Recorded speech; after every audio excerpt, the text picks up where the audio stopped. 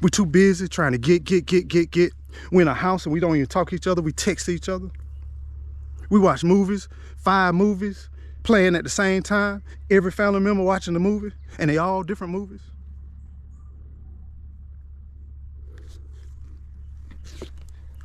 As I sit here in fellowship in the woods over here, I think about this.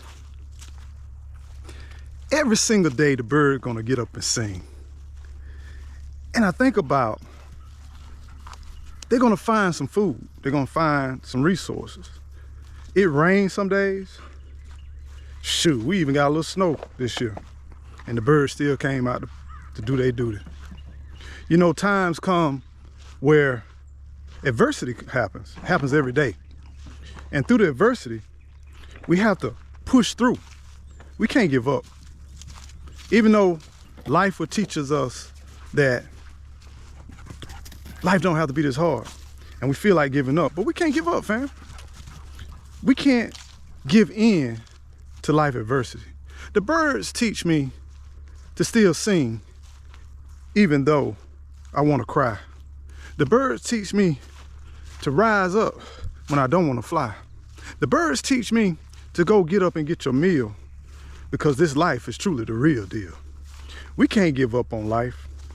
We got to push through. We got to get creative. I remember as a child, when I grew up as a young child, after my mom faced a divorce, I remember we moved to South Georgia because she went back to her roots on where she was from. She said she needed help with a young man to just raise him up in a community of loving people. She knew where she could find it. It was home. And sometimes we have to welcome in our kids because it's rough out here. It's tough. And we have to build that sense of community.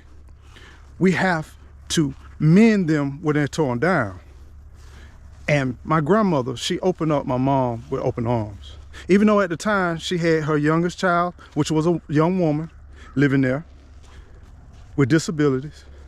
She had her son living there. She had another son living there. And then she was looking at taking on 2 more individuals, me and my mom.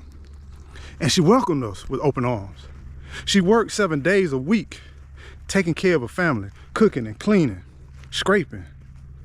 But she still took us in. She only lived in a single wide trailer. It was worn, battered, and torn, but she still took us in.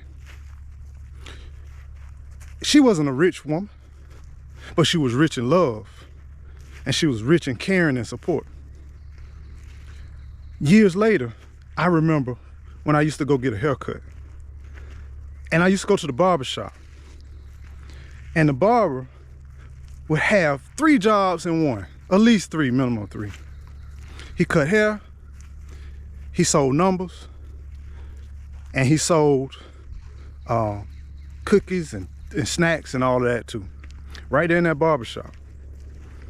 He had traffic coming left and right. When it was football season, yeah, every day, night house. Some of y'all from the South, y'all know what I'm talking about. But my point is, small town, not a lot of opportunity, but he made the best out of what he had. My uncle was a mechanic. I had another cousin that cooked food. There was times when my uncle had some down times where money wasn't flowing like it should. But you know what? During lunchtime, if he got hungry, he could go over to my cousin and eat a free lunch, because if my cousin had food, he had food. And guess what? My cousin's truck would tear up. He needed some brakes. Guess what he could do? He could go to my uncle that would put the brakes on, and my uncle tell him, don't worry about it. We used to have a sense of community. We used to have resources. We had professional resources, and we had nurturing resources, supportive resources, mental resources. It was not organized where we needed a health plan. It was not organized where we needed a maintenance or a warranty plan. It was the shaking of the hand. It was the meeting of mindsets. It was a collection of an ecosystem of support. But somehow, we got away from that. We wanted so much of a disconnect of a nation of greed and power that we got away from the beauty of a community, of a sense of caring one for another. We got so hung up on my. No hit to Johnny Gill. But we got real caught up. And we forgotten about the days when Big Mama told me to go to a store that was in the downstairs of a house just across the railroad tracks and ask for some sugar and put it on my grandmama's tab. Because they knew grandmama, when she got that money, she would pay it. But now we swipe, we charge interest, we charge late fees, we charge everything for bare necessities, for things that we need, for things that we don't need, but things that we do need. But there's no relationship in swiping a card. There's no relationship in charging to account. We lost that touch. We lost that sense of community, that compassion. That store owner knew that they may not be rich, but they knew they had a bunch of people that owed them, and they knew that eventually the money was gonna come in. The people was glad the fact that they had a resource if time got hard. Because when they had money, they paid cash, and they built a reputation, and they built a relationship through the transaction. Somehow we have left and ignored the relationship through the transaction. Somehow we have ignored a sense of community and relationship. No longer do we have patience for our sisters and our brothers, for our cousins, our nephews. We're too busy trying to get. We're in a house and we don't even talk to each other. We text each other. We watch movies, 5 movies, playing at the same time. Every family member watching the movie, and they all different movies. Yeah, we're in that world where we lost that sense of connection and community. And somehow we got to bring it back.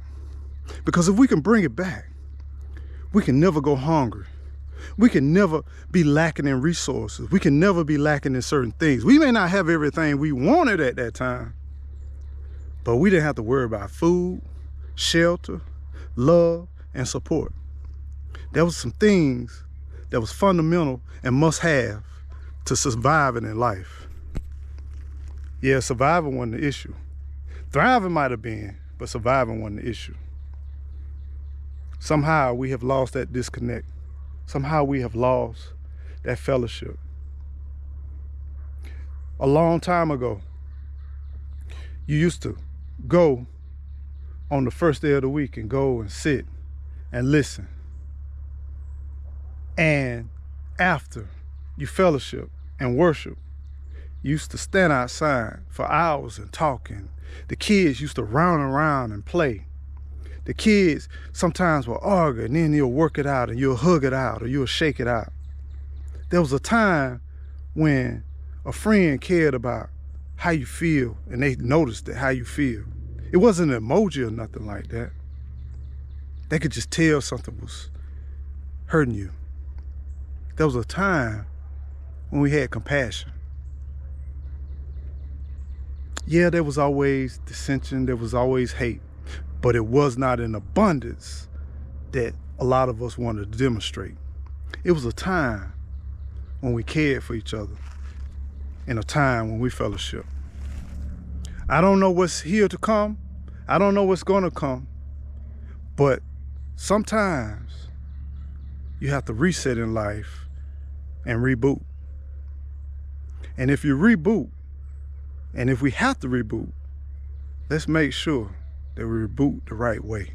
We go back to the data that was implanted in us way back in the time when we was created. We go back to our original form, because sometimes you gotta clean the hard drive and you gotta go back and load the original equipment. Somehow we have gotten away from the OG, original equipment.